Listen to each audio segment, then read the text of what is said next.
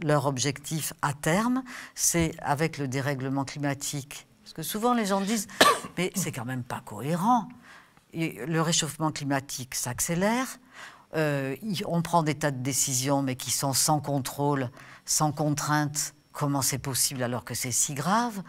Vous nous dites qu'ils ont mis au point des produits financiers, des produits dérivés, avec des systèmes de spéculation sur les catastrophes et tout ça. Et lorsque les catastrophes adviennent, parce qu'ils les font advenir pour empocher des centaines de millions d'euros, qu'est-ce que vous êtes en train de nous raconter? Et ce que je suis en train de raconter, c'est pour ça qu'il y a quand même ce jeu de société pour essayer de transmettre la gravité de la situation dans laquelle on est, c'est bien l'objectif de se débarrasser de la partie la plus pauvre de l'humanité par le dérèglement climatique et puis par des guerres, qui envahissent toute la planète.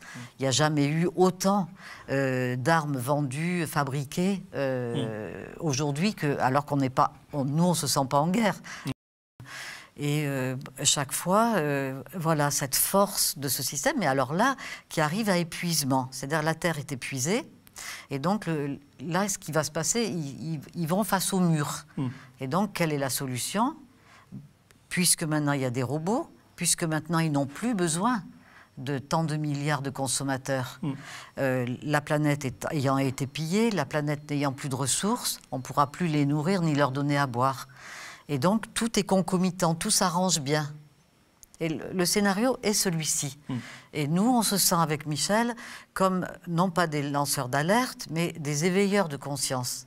Il faut que les gens comprennent le rendez-vous qu'ils ont avec l'histoire de notre humanité.